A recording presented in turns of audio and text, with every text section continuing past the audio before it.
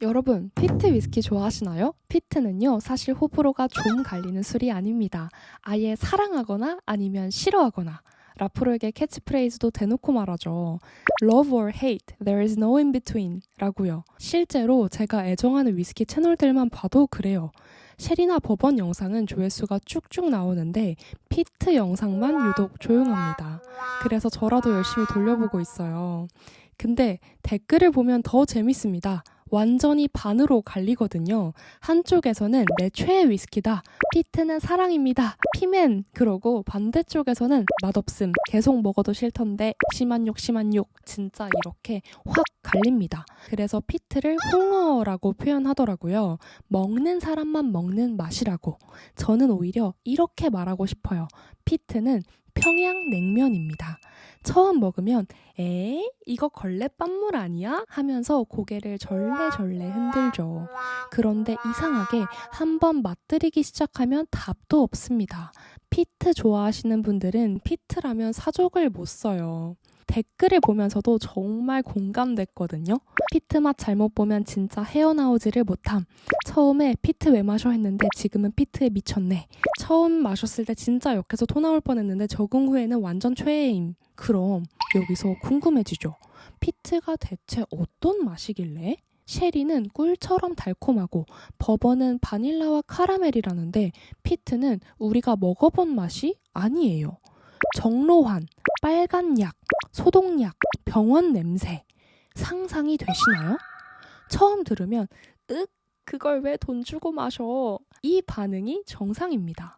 그래서 이런 조언도 달렸죠. 피트는 바에서 잔술로 마셔보고 입문하자. 저거 하이볼로도 못 쓰는 사람 많더라. 그래서 혹시 이참에 피트 위스키에 제대로 입문해보고 싶다 하시는 분들은 고정 댓글 참고해주세요. 그래서 오늘 영상에서는 위스키 초보를 위한 피트 위스키 입문 가이드를 준비했습니다. 알면 도움이 되는 피트 위스키 상식부터 입문용 피트 위스키 추천까지 이 영상 하나로 딱 아는 척하기 쉽게 총정리해드립니다. 이 영상을 보고 나시면 어디 가서 위스키 좀 아시네요? 소리 들으실 수 있을 겁니다. 그럼 피트가 도대체 뭔가요? 피트는 석탄이 되기 전 단계입니다. 2탄 또는 사춘기 석탄이라고도 하죠. 특히 스코틀랜드 아일라 섬에는 이 피트가 정말 많아요. 그래서 아일라 사람들은 자연스럽게 피트를 사용해서 위스키를 제조하기 시작했고 그러면서 이 아일라 섬 전체가 위스키로 유명해지게 된 거죠.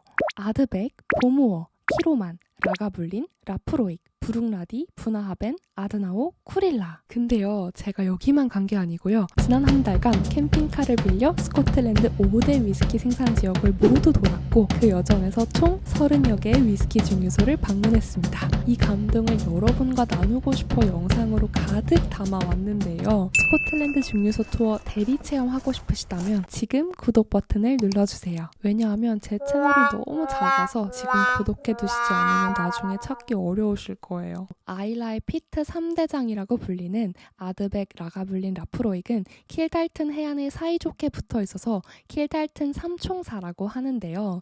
아드백 증류소는 리미티드 에디션 투어를 신청해서 싱글 캐스크 위스키도 맛볼 수 있었는데요. 제가 키로만 증류소도 리미티드 에디션 투어로 다녀왔습니다. 왜냐하면 이 아드백 직원 매튜가 강추를 했거든요. 키로만은 유독 특별했다면서요. 특히 오늘은 피트 위스키 입문 가이드잖아요.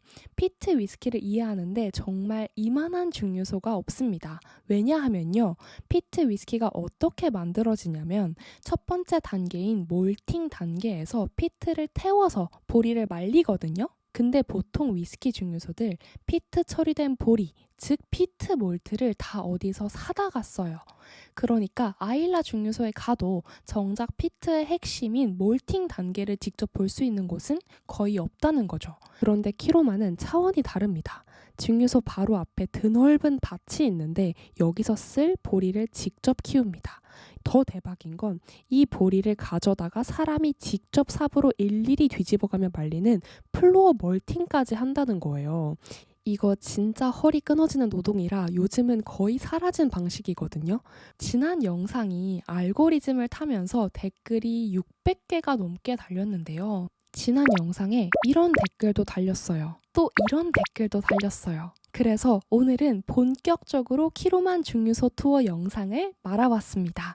지금부터 키로만 증류소 안으로 들어가 진또배기 피트 위스키는 어떻게 만들어지는지 피트 위스키의 모든 것을 파헤쳐 보시죠. So, stopped here to point out the barley fields. Now, first step in making whiskey is growing barley. And as you can see, we've literally just harvested ours. So you can see the kind of golden hue over the farm, over the fields there, but it has changed quite a bit over the last few years. 여기서 잠깐 아래 자막 아이콘을 누르면 보다 정확한 영어 자막을 켜실 수 있습니다. 그리고 스킵하고 싶으신 분들은 아래 설명란에 챕터 달아놨으니 원하는 부분만 골라서 시청하셔도 됩니다. 그래도 끝까지 시청 부탁드려요. 왜냐하면 주인공은 영상 후반에 등장하거든요. 그리고 무엇보다 저 스코틀랜드까지 가서 여러분 보여주려고 정말 열심히 찍어왔거든요. 그럼 질감하세요. Barley is very difficult to grow on Islay. It's one of these crops that loves sunshine, and the one thing we don't have is sunshine. So because of that, we've experimented a lot with different barley varieties to see which ones we can grow best to suit the type of climate that we have here. Because of that, it has made it slightly more difficult because there's only certain ones. We want ones that are maybe a little bit shorter, because there's always a wind on Islay. You may have noticed. You look freezing. I'm actually worried about you. You're okay. I'm okay. I'm from Miami originally, so. Oh my goodness. I know. So you'll laugh. It was 23 degrees here the other day, which for us is like tropical. That's, you know. So, and I was out on tour and I was so hot and I'm stripping off as many layers as I could because I was like, oh my goodness, I can't cope with the heat. And the people that were on my tour were wrapping scarves around themselves because they were so cold. I was like, it's 23 degrees. It's the hottest it's been all summer. And they're like, freezing. So just goes to show the difference of the Scottish people, isn't it? So as I said, barley has been difficult to grow. Now there's a very famous Scottish comedian called Billy Connolly who once said of the Scottish climate, everywhere else in the world they have spring, summer, autumn and winter. In Scotland we have July and winter. That's it. There is nothing else in between. So it makes it difficult for us. So we have experimented a lot with different varieties to see which ones will grow best to suit the climate that we have here, as I said. This year we grew a variety called Laureate, and Laureate has worked very well for us. We're very, very pleased. We managed to get our harvest in dry, which is unusual. We plant the barley in April and we harvest around about September time. Although this year, because we did have some sunshine, the harvest ripened a little bit earlier, so we've been able to get it in before the end of August. It's a miracle. It's never happened before. So we're all a bit worried because we don't know what this means going forward, because that's, you know, everything's changing, but however, it's worked out quite well in our favour. So when we harvest the barley, we have a big shed where we store it in until we're ready to use it. And we'll take it down 4 tonnes at a time, and this is where we'll start the malting process, and that happens in here. Barley grown on Islay, the barley grains are very small in comparison to the barley grains from the mainland grown barley, just because the weather, I hate to say it, but sometimes there are things on the east coast of Scotland that are slightly better, because obviously the west coast is the best in everything. Sorry guys, oh no, hang on a minute, you all said you lived in the east of it, oh sorry. Okay, well, in Scotland the west coast is definitely better than the east. So,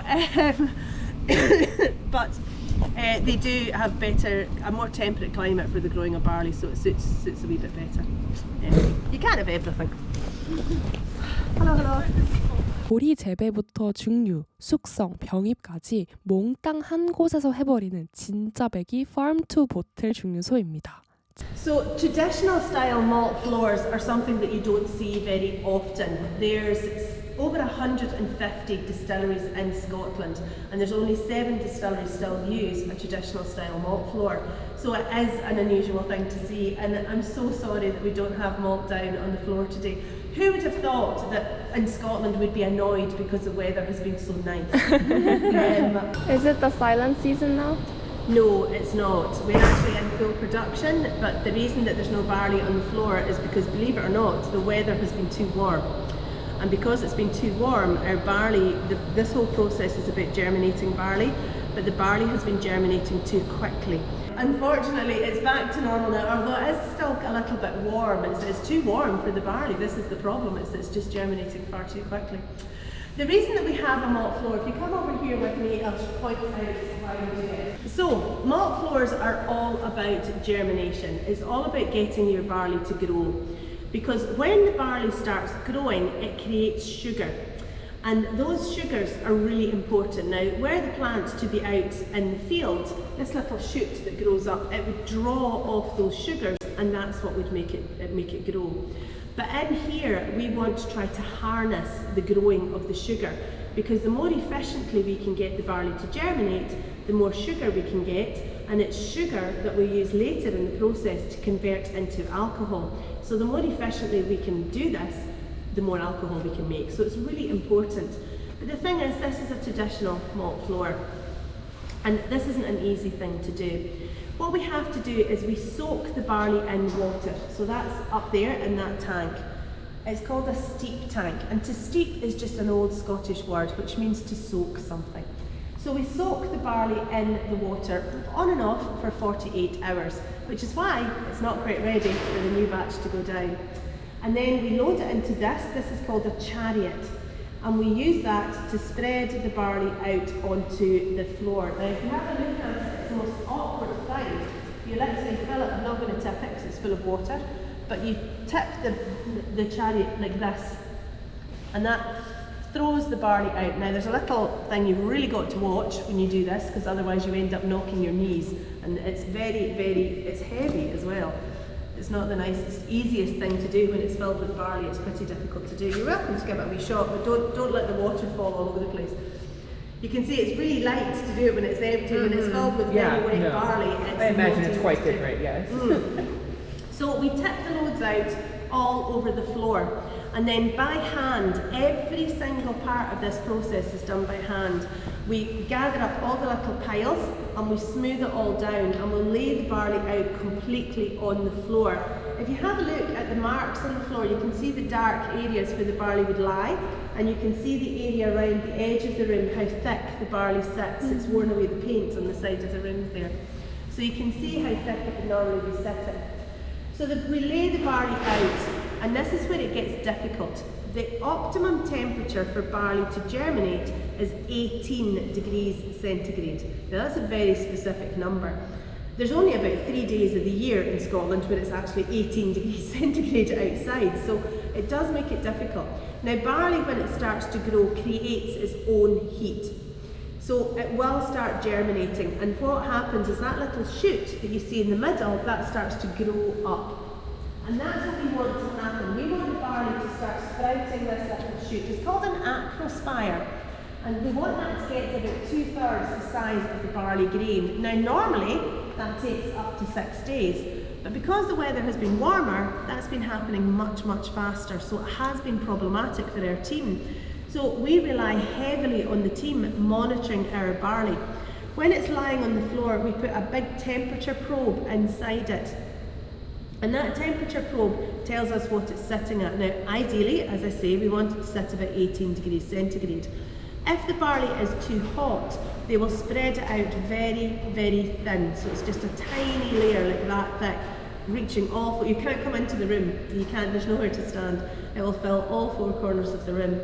If the barley is too cold, they do the opposite. They'll sweep it up into a big pile, and they'll leave it sitting about this thick, and the barley will naturally start to heat up. Now, we have to check that barley every 2 hours. Sometimes even sooner if it's very, very warm or it's very, very cold, because if the barley over germinates, we lose all the sugar. If the barley under germinates, we don't get the sugar. So we rely very heavily on our team monitoring that barley every couple of hours. That's 10 o'clock at night, midnight, 2 o'clock in the morning, 4 o'clock in the morning. While the barley is on this floor, there will be somebody here the entire time monitoring, checking, moving it, doing what is necessary to make sure that it's doing what we want it to do. We walk up and down every couple of hours using bags. That's called a grubber, this thing here. And we drag this behind us. So we pull it behind us, like this, through the barley. And that separates the barley grains, which is important because the little root system that grows out the back of it, if we leave the barley just sitting, that root system excuse me, will start to knit together, and you would end up with a carpet of seed that would be absolutely impossible to shift. So we have to separate those grains. Also, if we don't turn it, the barley that's underneath will heat up a lot faster because the other barley is sitting on top of it. So it will heat up too quickly and it will become slimy and wet, and we don't want that to happen because otherwise it will die, it won't produce the sugars. So most distilleries no longer do this. It's just far too time consuming, too much work, very physical effort. The profit margins are probably not nearly so good, so most distilleries have just said, no, we'll not do this. But when Anthony built this distillery, he built it on a promise of always doing something the traditional way. And when you think about people making whiskey, this is one of the most traditional methods you think of. You see that image of people turning the barley in your head, getting a thing called monkey shoulder is what they used to call it, because you were always turning the barley using the shovels and it would affect your shoulder. So it's we obviously have this device now, so you do it more evenly doing behind you. But it's an image that people just think of. So there is no heating in this room at all. This is just a cold, hard lump of concrete. The only way we can control temperature in here is by opening and closing our doors and our windows, because that's the traditional way for doing this. So, and we don't cheat here at Cohoma. So, any questions on any of that? I have two questions. One, is it like visually, can you see when it gets to 2/3, or? You can't, no, you have to open up the little grains. Oh. Yeah, so you've got to kind of open them up and then you can see. Got it. And then for when you have, when you said that, you have to spread it out to the four corners, do you have to walk on the barley to Yes. Okay. Yes, you do. Which is always quite funny because when the barley is on the floor, the first thing a lot of guests do when they come in is they pick up some and they eat it. And I'm like, oh. We've all been standing on that, but yes, it is what it is. I'm like, oh, I'll give you a whiskey now, that'll kill everything, you'll be fine. That's a conversation. Yeah, I know. There's always a lot of birds in here as well. There's nothing we can do about the birds. They literally come in as obviously they've got all this barley on the floor, so it's like breakfast, lunch, dinner, and all the snacks that you can want. So birds, there's obviously something that happens when there's lots of birds in the area as well. So there's a lot of that ends up on top of the barley. And we run it through, don't worry, we run it through an aspirator that cleans it out after that process, so it all gets cleaned out. Distillation would get rid of every Exactly. But I know folk. But we do have two people on the payroll, so we are the smallest distillery on Islay, but we employ more people than any of the other distilleries. There's only one distillery that employs more people than we do, and that's Claddagh. And all the rest of them employ a lot less than we do. But we have two very important people on the payroll of Kilcommon. They are our pest control officers. I don't know if anybody saw them when you came into the distillery this morning. They're usually sleeping in the flower pots outside the visitor centre because they are two cats. They are Smoky and Peat is the name of our two distillery cats.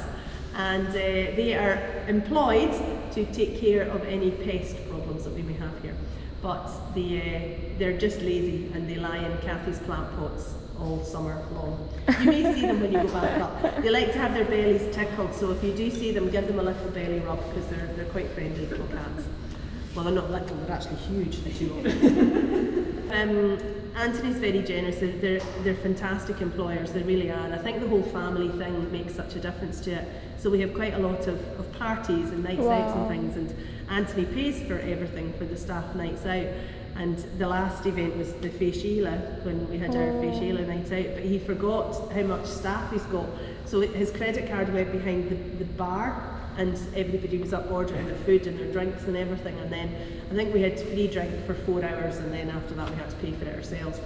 And he got the credit card bill the next day and he was like, how much? We're like, there's a lot of us. He's like, that's it, you'll get us that. So yeah, fun and games. Right, on that note, I've got some whiskey for you. So as I said, keep it tight hold in your glass. Oh, that's the 100% Isla. Yes. So this is the 100% Islay. 바로 100% 아일라 위스키인데요. 이름 그대로 아일라 섬의 보리, 물, 피트만 사용해 만든 그야말로 아일라 그 자체를 병에 박제해버린 위스키라고 보시면 됩니다.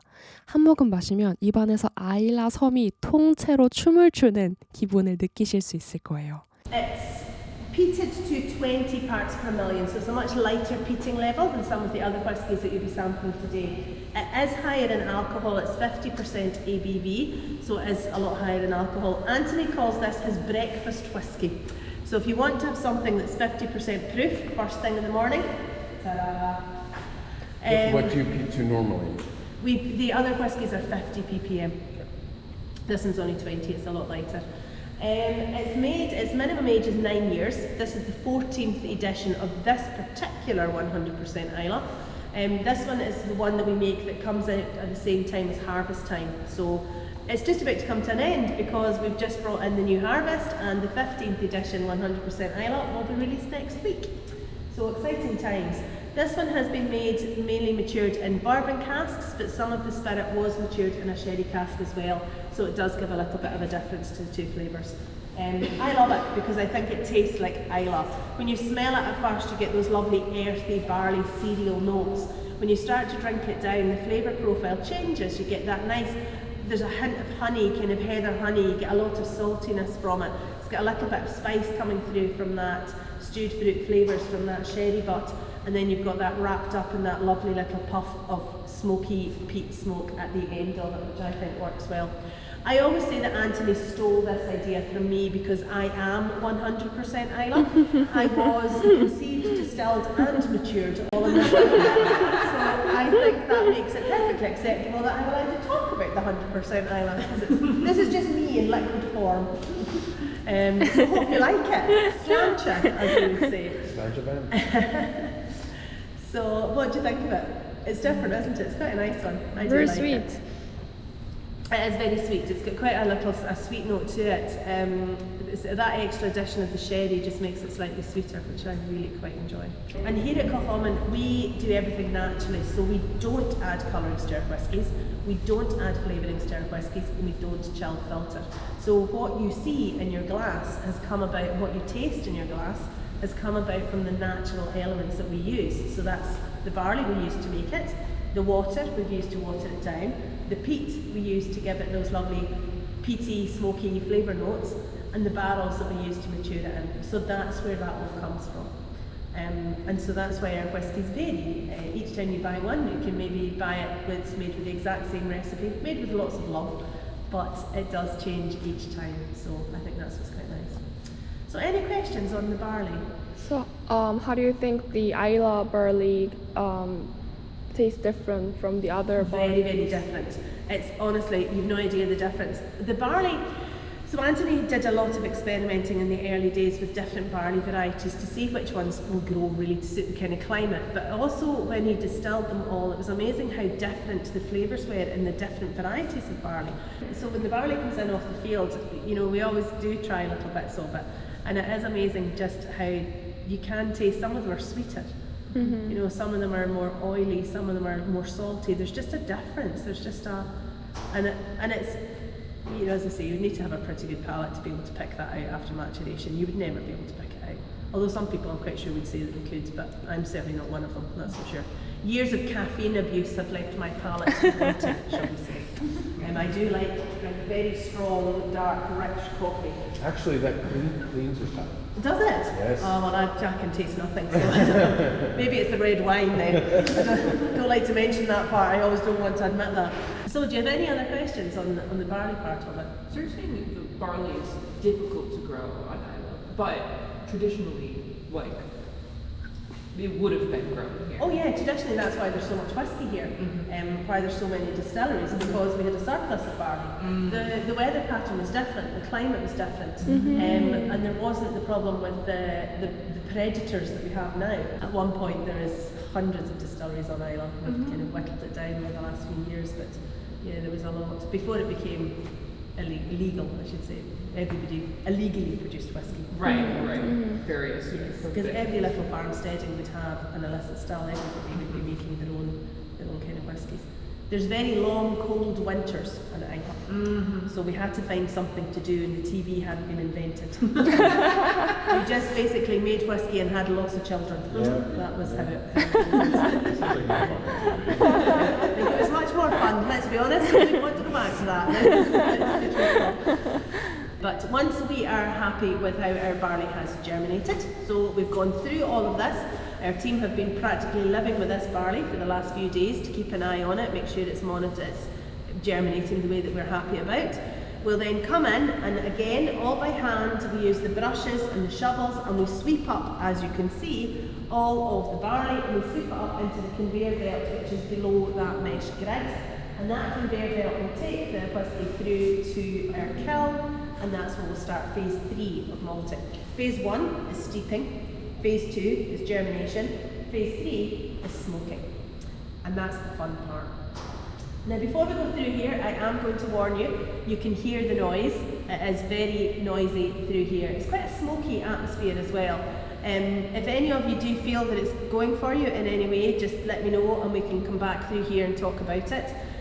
I also have to shout very loudly through here, so hopefully you can all hear me. My mother did say that I had a voice like a foghorn and could be always used when it was pub closing time, because they made the noise that I make. So yeah, like the boys who also make lots of noise. Are you just about to put your floor down? Okay.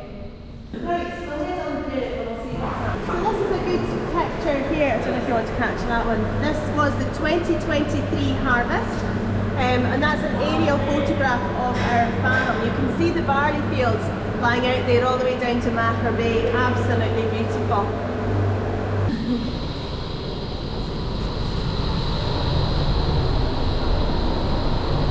Okay, now unfortunately I can't open the fire because the fire's not lit, but the grain dryers are on, and it's just pumping hot air down through this. So if I open this, you're all going to be covered in ash, which some may think is a good look.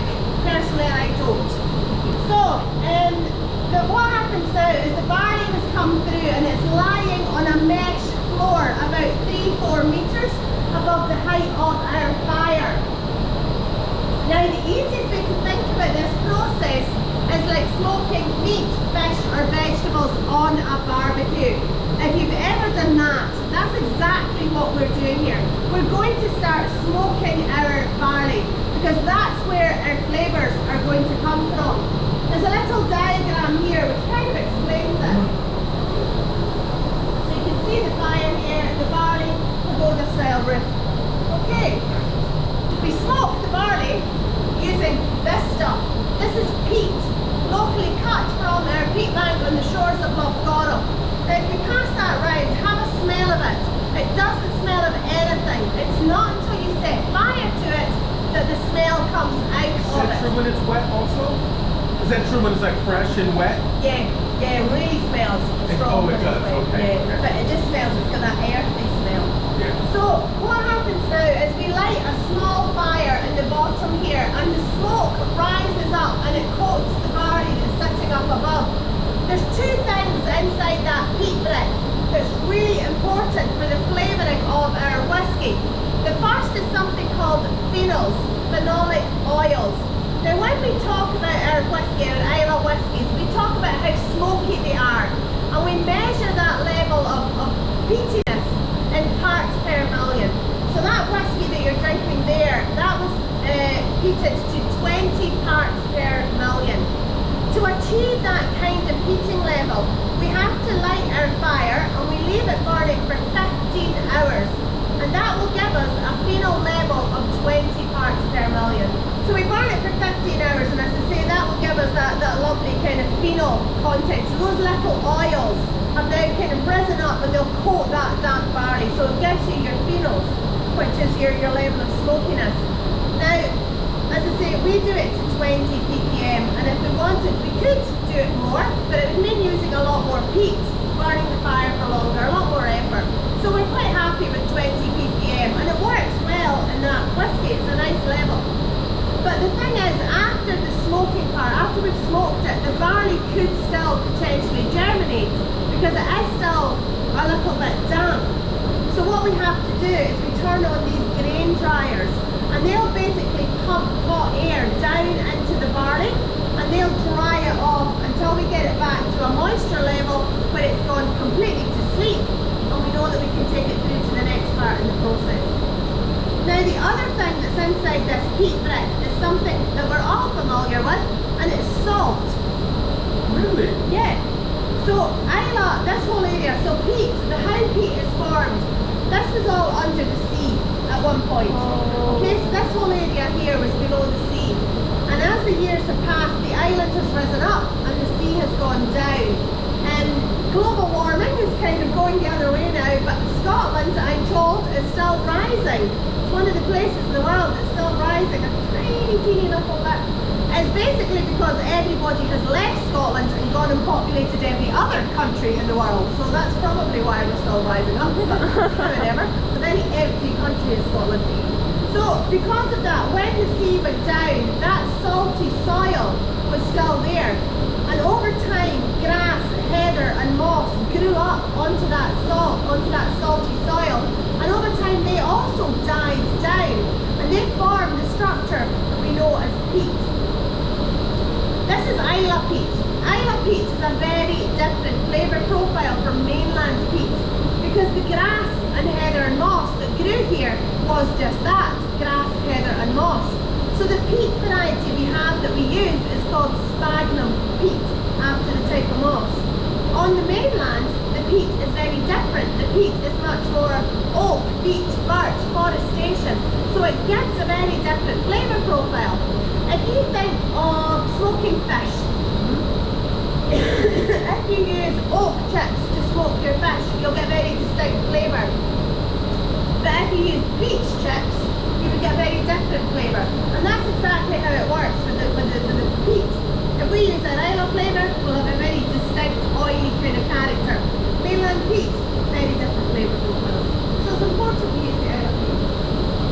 So, given that peat takes such a long time to, like, takes millions of years. Yes. Like, how do you manage, like, conservation of the resource? Like, it's a finite resource. It is, that's very true. So peat will grow back about that much every 100 years. So very, very small going back. So what we're doing on Islay is we're taking part in a peatland reclamation scheme. Where all of the old peat workings, you see these very straight edges to the peat workings. Well, they're releasing carbon into the atmosphere, but we need to kind of protect them. So what we're doing is we're flattening them down and we're allowing peat to kind of grow up underneath them, so it'll grow a little bit faster. But we're not cutting as much.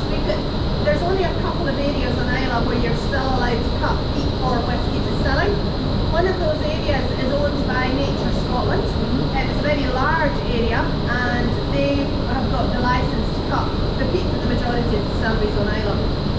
We've got our own peat bank on our own ground, so we can cut the peat here and just do it by hand, and it's kind of acceptable. It will run out eventually, but Well, Scottish obviously- will.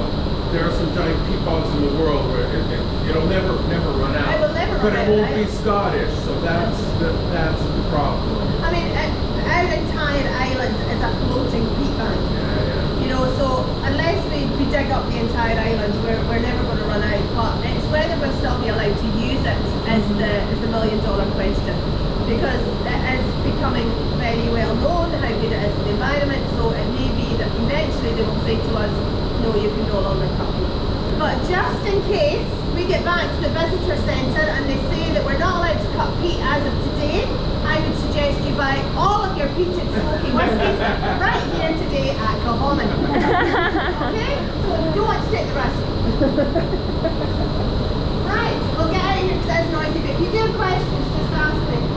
자, 이렇게 전통적인 방식을 고수하는 걸 보면 역사가 굉장히 오래된 증류소겠다 싶은데 사실은 키로만이 알고 보면 아일라 섬의 막내급이에요. 아일라 하면 라프로익 아드백 같은 무시무시한 형님들이 꽉 잡고 있잖아요. 키로만은 2005년에 세워졌는데 이게 아일라 섬에서 무려 124년 만에 새로 생긴 증류소였어요. 근데 더 웃긴 게 뭔지 아세요?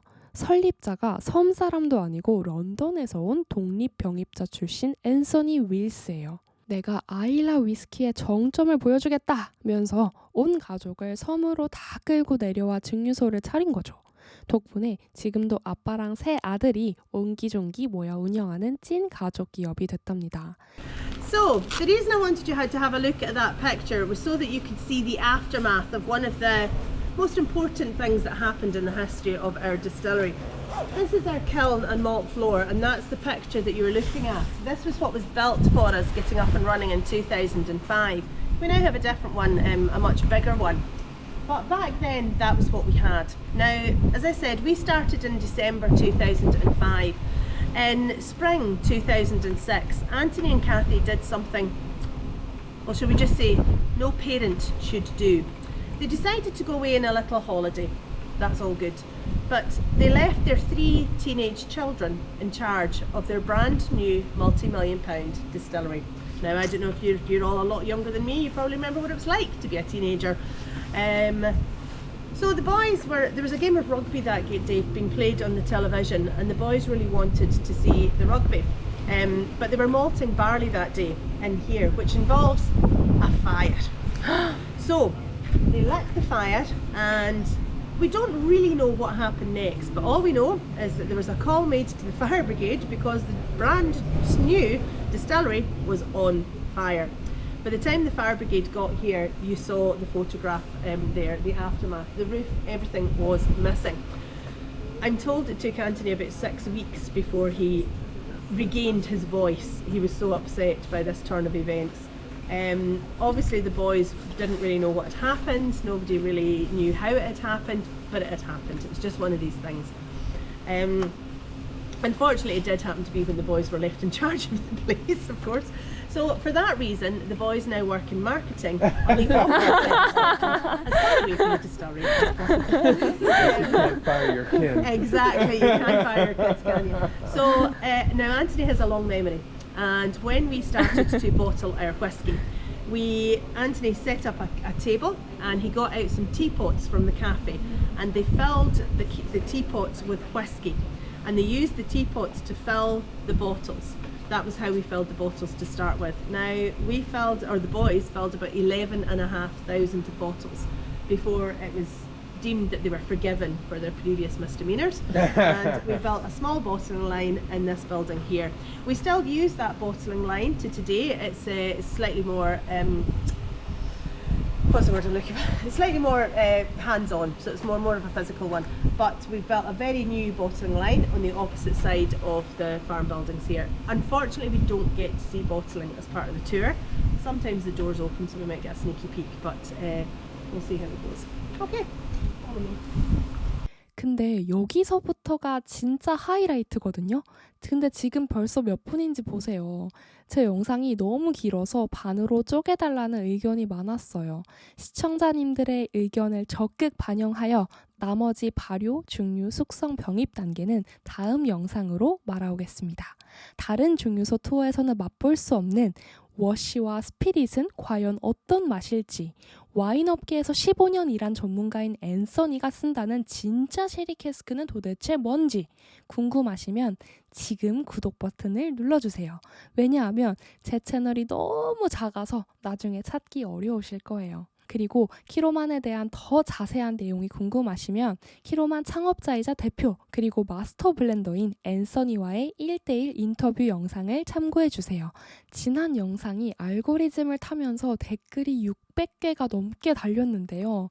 지난 영상에 이 내용을 넣는다는 걸 제가 깜빡해서 설명란과 고정 댓글에 적어놨는데 역시나 많은 분들이 댓글로 달아주셨더라고요. 인터뷰 중 제가 시계를 자꾸 확인하는 이유는 애플워치로 촬영이 잘 되고 있는지 확인하는 거예요.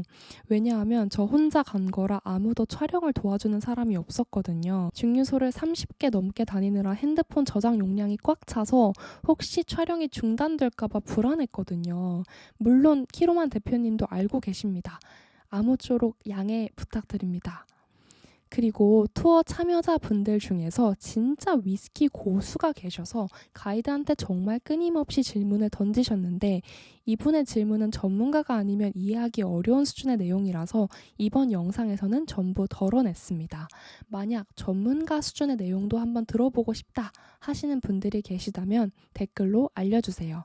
니치한 영역이라 아마 조회수가 안 나올 것 같은데 많은 분들이 희망하시면 이분의 질문 내용만 따로 편집한 영상도 한번 준비해 볼게요. 그리고 여러분들께 드릴 말씀이 있어요.